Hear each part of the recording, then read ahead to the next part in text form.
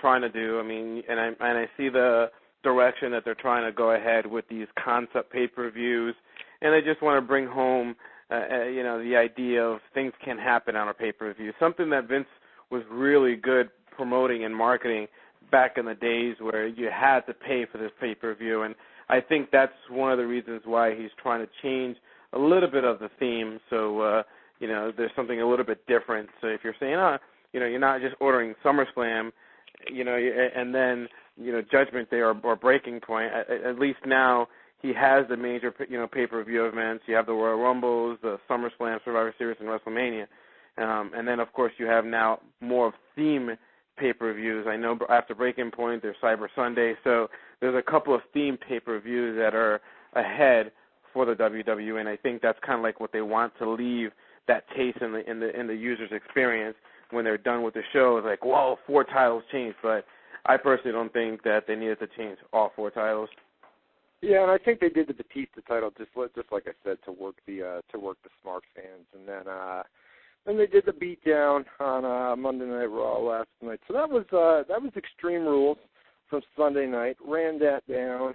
Now let's just kind of highlight Monday Night Raw. You know what I mean, from top to bottom, the major angles, and then like I said, we'll take a commercial break. We'll come back. We'll talk about Vicky Guerrero and why she is leaving WWE.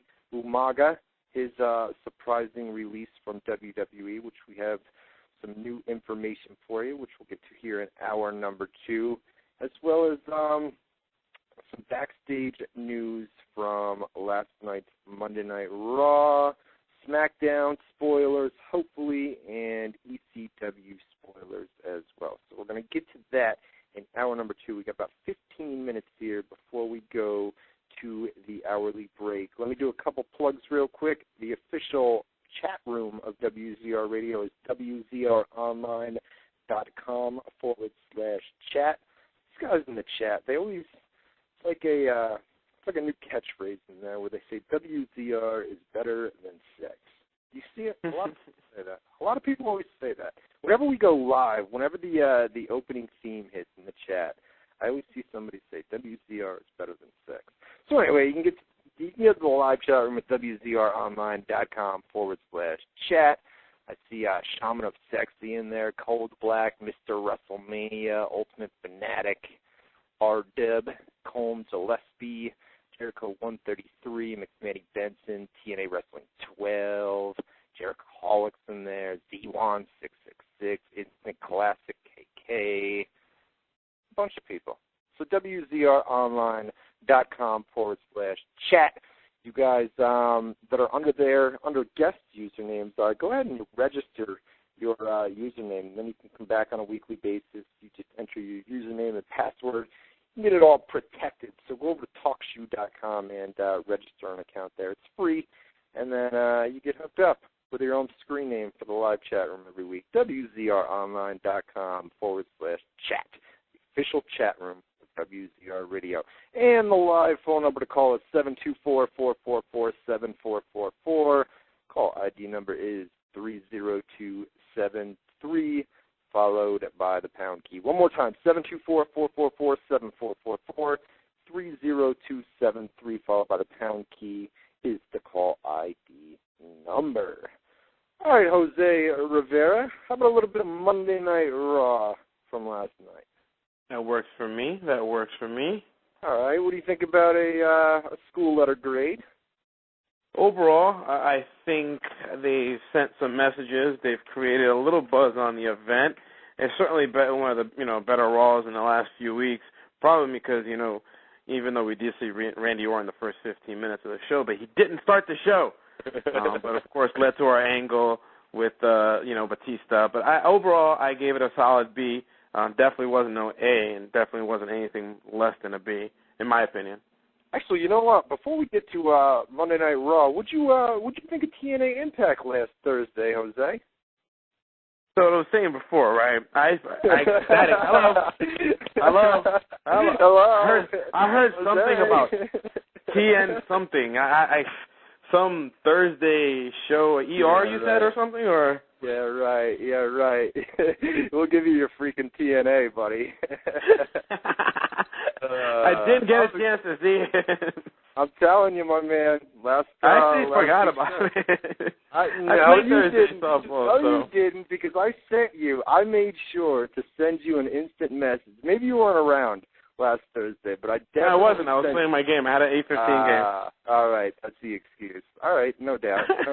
Good excuse. But I did send you a message, and I know you must have got it when you got home. I said, "Man, TNA Impact is on. Put this on," and it was a decent show. It's funny because I when I got that message, I was like, man, I don't remember signing up for TNA messages. Yeah, right. Yeah. Well, I signed you up, buddy. I signed you up without you knowing, so that's going to be I was wondering. I'm like, what the heck is all this about? TN what? Damn spam. So I thought it was. And I saw it from you. I was just like, I see who this is. I get you. Yeah, right. All 1.6 million viewers that end up watching TNA that Thursday. Well, you got about 48 hours until I hit you up again with another message coming Thursday night at 8 o'clock. You actually have almost exactly 48 hours. 48 hours and about 11 minutes before I hit you up again with another message about that freaking TNA, if you know what I'm saying. You know what I'm surprised is my TiVo. I don't know. I thought I put a season ticket on TiVo, and when I checked the bedroom, actually that night, I think when I got your message, it didn't record it, so I gotta maybe update the TiVo. It's been a while though. It's that I've updated the season ticket for TNA. But eventually, I'll once I'm ready to go see that type of TV, then I'll go ahead and I'll spend 2 hours of my life watching freaking TNA. All right. Well, whenever you're ready to do so, you let me know, and you let the fans at WZR Radio know as well. They certainly know that you try to push it as hard as you can.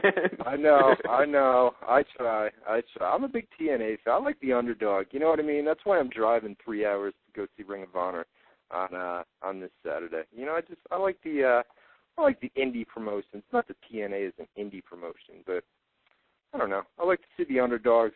Competition is a good thing, Jose. You know what I mean? I welcome it with open arms, and that's one of the reasons why I look forward on going to my first Ring of Honor. Even though I know they have it in, sometimes they have it in Danbury and in Connecticut, upstate, about 40 minutes from me. But I definitely look forward to it. Yeah, it's going to be great. I mean, last time, the thing that adds to it, Jose, is we're going to be in the Hammerstein Ballroom, and we're going to be in New York City, and those are some of the most, the best thing I can compare it to is the old ECW, where you get the rowdy fans, the rowdy crowd chants,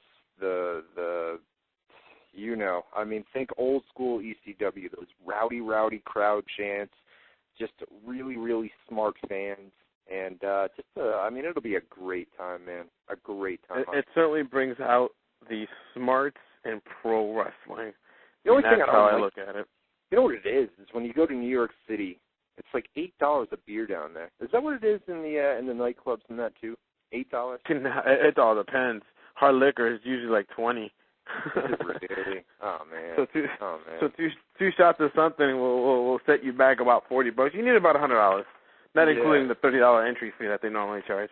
I know, it's crazy. Well, I can't drink anyway, you know what I mean? I got to drive back. I got a 3-hour drive on the way back, but it was just last time I went down there, and I was going to drink a beer. Yeah, 1 or 2 beers. It was like $8 or something like that. And I said, wow, man, $8 for a bottle of beer, right? And you can get a 12-pack for $8, and you've got I don't know, whatever. All right, Jose. I see the messages, dude. Monday Night Raw. I see you, dude. I see you. All right, Monday Night Raw from last night. What'd you think, man? We started it off. We had a big Batista injury angle where Batista came out and basically said he was going to continue to take out the Legacy. He wasn't done with Orton, and that cued Orton. Orton came out.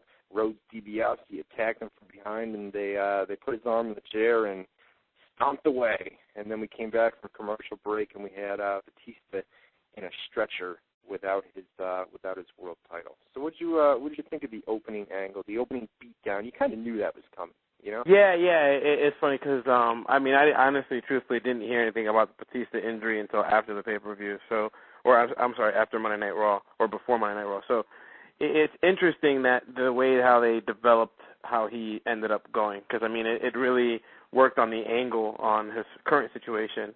So, but it doesn't surprise me. What got me, which I don't understand and I'm dumbfounded, is all right, Batista's your champion. You would think someone in the back that has issues with legacy would come down and save the day. And granted, now we know why, because it's the whole angle to, but it's still just like, you kind of like, send somebody down, maybe let them get beat down, or, send two jobbers